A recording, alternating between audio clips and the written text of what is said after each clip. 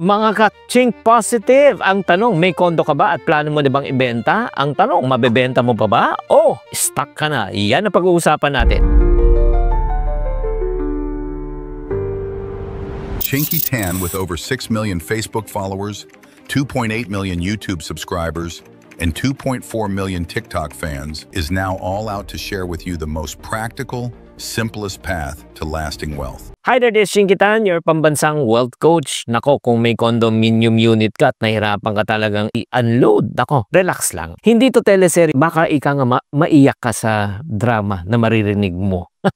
Alam mo, ito lang. Kasi today, we're gonna talk about the 5 hard truths about real estate in the Philippines at paano ka talaga magde-decide if you're going to retain it, hold it, or you're gonna sell it. So, comment below na lang kung ikaw ay hashtag for sale or hashtag forever is stuck, okay? At huwag makalimutan, mag-subscribe muna. Mag-subscribe muna kayo para updated kayo sa lahat ng financial tips. Okay, simulan na natin ang unang katotohanan. Ang unang katotohanan is real estate is illiquid. When you say illiquid, hindi madaling isalya, hindi maibaling ibenta. Hindi to katulad ng dollar, hindi to katulad ng ginto, hindi to katulad ng like stocks or let's say crypto, 'di ba? Mabilis mo kasing ibenta, may buyer. Pero yung real estate is really what we call as hard asset. Ibig sabihin, hindi mo siya agad na mabebenta kapag gusto mo. Kaya karamihan ng mga resales units na dito sa Pilipinas, lalo na pagdating sa condominium unit, ay umabot po ng 6 to 18 months bago siya ma-dispose. Minsan taon pa, diba? Kaya ang may take, kung may kailangan ka talagang pera kaagad,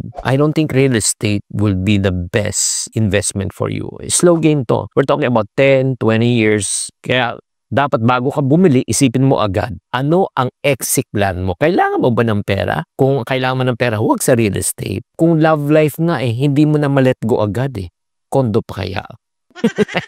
Pero hindi lang liquidity ang issue. Minsan mismo, yung location din, di ba? Yung location din ang issue. Number 2, talking about location. Location is king, right? Location, location, location. Alam naman natin yan. Pero ang totoo, wrong location is equivalent to wrong investment. Minsan may mga lugar na oversupply na, like for example yung Bay Area, anak ko, pag nandun ka, di ba kalakasan ng Pogo, okay yan pero ngayon hirap na kasi wala na yung tinatawag na mga renters, di ba? At kung doon ka bumili kasi uso, hype, baka ma-stuck ka ng unit, lalo na kung binili mo rent to own at iniisip mo yung rental mo ang magbabayad po. Kaya always expect the best but always prepare for the worst. Tanungin mo sarili mo, just in case kung mawala ang tenant, sino uupa? Kung wala kang sagot, delikado. Kaya kung Pogo lang ang dahilan kung bakit ka bumili yung mga Pogo users and Pogo renters, paano na? Baka maging Pogo ka na rin. Ano yung Pogo, Chinky? Pogi only, girlfriend optional.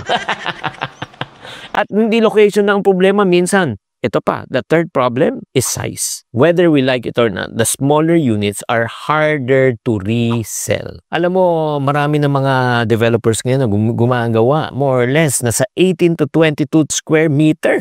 Oo, di ba? Sasabihin na affordable monthly, pero ang tanong, livable ba? Kaya nga, ito lang ang reality. Single, pwede pa. Pag family, naku, hindi na siya practical. Investor, ang dami na po nagbebenta ng parehong studio. Hirap na hirap sila makipag-compete. Kaya may take, huwag kang madala sa presyo.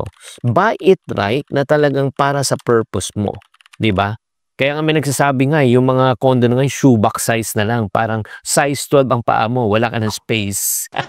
Pero kahit maganda ang size at location, pero ito naman, pang-apat, kung wala kang qualified buyer, stuck ka pa rin. Oo, ano yung number 4? O, ito, yun nga. Yung tinatawag na capability.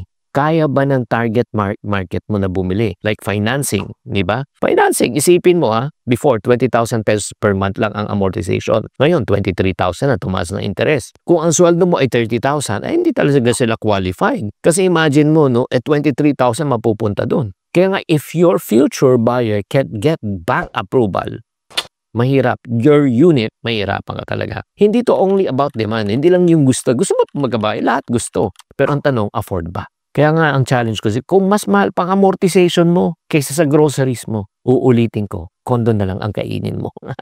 Pero kahit na may pera ang bayan mo, ito pa, isa pang major issue is this. yung tinatawag natin weak exit market sa Pilipinas. When you say weak exit market, ito pa yung harsh truth. Wala tayong magandang resale na ecosystem. Hindi katulad sa Amerika. Magpalis ka lang, after a few days, few weeks, benta na. Alam mo, hindi katulad dito sa Pilipinas, di ba? Walang transparent na MLS system, di ba? Walang institutional buyers. Kaya karamihan ng owners umaasa sa tinatawag na pasalo, Facebook listings, or word of mouth. So resulta, yung unit mo, di ba? 6 months na, 12 months na, or 18 months na wala pang takers. Kaya anong nangyayari? Napipilita kang ibenta na pampalugi. Kaya nga always enter, pagka pumasok ka sa pag-invest sa real estate, pag-isipan mo, dapat may exit plan ka. If you don't know how, di ba, to sell it later, baka matrap ka. Kaya kung gusto mo talaga matuto later in the video, tuturuan kita kung paano ka mag-profit sa real estate business. So, alam mo, minsan, nabubulag tayo sa magandang pool ng kondo, pero kung ang wallet mo ay lulubog naman, pag-isipan mo. So, ano ibig sabihin? Ito ba ay para sa'yo? Ito yung take ko. Personal take lang to. Real estate is good, but it is not a get-rich-quick investment. Hindi porket may title ka, secure ka na. Kailangan pag-isipan mo na mabuti to, di ba? Again, hindi to mabilis i-liquidate kung kailangan mo ng pera. Pero kung tatanungin mo ako, maganda bang real estate investment?